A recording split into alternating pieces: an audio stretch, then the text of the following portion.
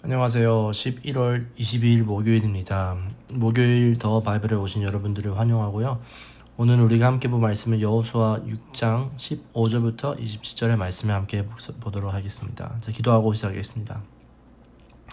하나님, 오늘도 말씀 앞에 서서 하나님의 마음을 더 깊게 알기 원하오니 성령님께서 이 시간 우리의 마음을 주관하여 주시고 나의 눈과 나의 귀를 열어주셔서 하나님을 보고 돌아갈 수 있는 시간이 될 수 있게 인도하여 주시옵소서. 예수님의 이름으로 기도했습니다. 아멘.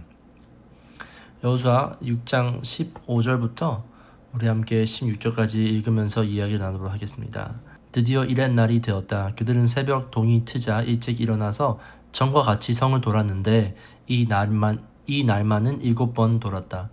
7번째가 되어서 제사장들이 나팔을 불 때에 여호수아가 백성에게 이렇게 명령하였다. 큰 소리로 외쳐라. 주님께서 너희에게 이 성을 주셨다. 아멘. 우리 하이라이트 해주시면 전과 같이 이렇게 하이라이트 해주시고요. 또 하이라이트 해주시다면 큰 소리를 외쳐라. 주님께서 너에게 이 성을 주셨다. 한번 하이라이트 했으면 좋겠어요.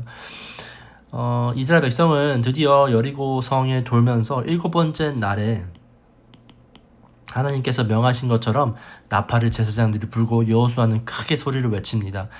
우리가 여기서 한 가지 기억해야 되는 것은 이 1, 2, 3, 4, 5, 6 6일 때까지 심지어 7일 때까지 아무런 변화가 없다는 것을 우리는 기억해야 돼요. 그래서 이스라엘 백성들과 여호수아는 이 전과 같이, 어떠한 전과 같이요? 아무런 변화가 없는 일상 전과 같이 그는 돌아가서 다시 빙빙 돌았던 것이에요. 이때에 여호수아가 이렇게 외치죠. 큰 소리를 외쳐라. 주님께서 너에게 이 성을 주셨다. 아니 7번째 날이 되었는데 주님께서 주셨나요? 지금 이 외친 순간 안에서는 아직 아무런 변화가 없었어요. 여리고 성의 병에 금이 간 것도 아니고 갑자기 환경이 변해가지고 군대들이 이렇게 서렌더 한 것도 아닌데도 불구하고 여호수아는 믿음을 다하여 큰 소리를 외치며 하나님께서 하신 그대로 행합니다. 여호수아에겐 이런 마음이 있었지 않았을까요? 혹시나 내가 크게 외쳤는데 성이 안 무너지면 어떡하지? 혹시나 내가 이렇게 하는 말씀을 순종했는데 아무런 변화가 없으면 우리는 전쟁에 완전 지고 죽는 건 아닐까라는 생각을 했은지는 모르겠어요. 우리 신앙생활에서도 하나님께서부터 우리는 always 어떠한 거 원하죠? 즉각적인 right away 바로 하나님께서 우리에게 사인을 주시길 원하세요. 1년, 2년, 3년 기도하면서 하나님께서 하나님 나에게 사인을 주세요. 우리는 기도할 때가 한두 번이 아닌 것 같아요. 그런데 불구하고 우리는 하나님께서 아무런 사인이 보여주지 않은데도 불구하고 여러분 우리는 순종해 본 적이 있으신가요? 나의 환경과 나의 상황이 전혀 변하지 않는데 나는 말씀을 붙들고 살고 기도를 하면서 하나님 붙들지만 나의 상황이 1도 변하지 않지만 그런데도 불구하고 하나님 말씀을 붙들고 하나님 말씀 안에 희망을 두면서 순종해 본 적 있는지 우리는 한번 우리 삶을 점검해 보면 좋겠어요. 우리 계속해서 17절부터 19절 함께 읽습니다. 이 성과 이 안에 있는 모든 것을 전멸시켜서 그것을 주님께 제물로 바쳐라. 그러나 창녀 라합과 그 여인의 집에 있는 사람 모두 살려주라. 그 여인은 우리가 보낸 정탐꾼들을 숨겨 주었다. 너희는 전멸시켜서 바치는 희생 제물을 손에 댔다가는 스스로 파멸당하는 일을 없도록 주의하여라. 너에게 전멸시켜서 바치시는 그 제물을 가지면 이스라엘 지는 너희 때문에 전멸할 것이다. 모든 은이나 금, 노시나 철로 만든 그릇은 다 주님께 바칠 것이므로 거룩하게 구별하여 주님의 금고에 넣도록 하여라. 여호수아 6장을 읽다 보니 새로운 인물이 등장하는데요. 그것은 바로 라합, 창녀인 라합이 등장합니다. 라합은 누구였을까요? 일단 말씀에 나오는 창녀입니다. 어쩌면 그는 여리고 성에 있는 여러 가지 우상 숭배 문화에 한 사람이었는지는 모르겠어요. 하지만 그런데도 불구하고 라합이 뭐를 했었죠? 그가 잘 안 보이죠? 그 여인은 우리가 보낸 정탐꾼들을 숨겨 주었다라고 이야기를 해요. 이 숨겨 지운 것만으로 인해서 어떻게 되죠? 그는 살아요. 하나님께서 그를 모든 이 가나안 민족 가운데에서 딱 한 사람 라합만 구하기를 마음 먹으세요. 아니 라합이 얼마나 대단한 거 했다고 정탐꾼을 숨겼다고 그러할 만한 대단한 일을 한 건가요? 라고 물어볼 수 있는데요. 가나안 민족의 신발을 신어서 가나안 민족이 됐으면 좋겠어요.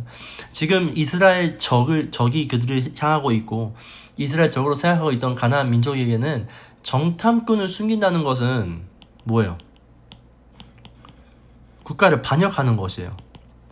국가를 반역하고 전국 스파이를 숨긴 사람은 그 본인뿐만 아니라 어떻게 됐냐면요, 그 사람과 이 라합과 가족까지 포함해서 모두 처형을 당해요.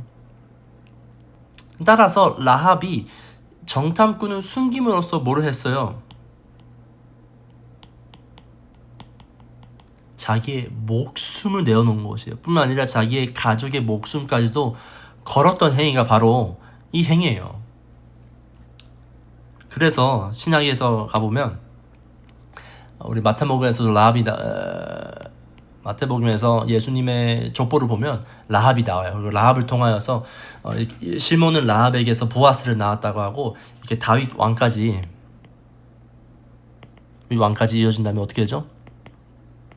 예수님까지 이어지는 것이 바로 라합이라는 사람이에요. 라합은 그의 환경, 그 환경이 뭐예요?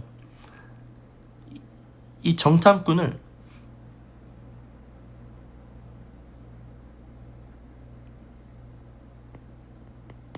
목숨이 잃을 수 있는 환경에 처해 있음에도 불구하고 그는 하나님의 말씀을 순종했던 것이, 따라서 라합은 환경을 보지 않았던 것이에요. 그가 뭐가 유익이 될까 보지 않았고 그의 삶에 무슨 어떠한 혜택이 있을까라는 혜택이 있을 건도 생각한 것이 아니라 하나님의 말씀에 그의 목숨을 걸었던 것이 바로 라합의 행위예요. 히브리서 11장에서는 라합을 믿음으로 순종한 자라고 표현을 하기도 해요.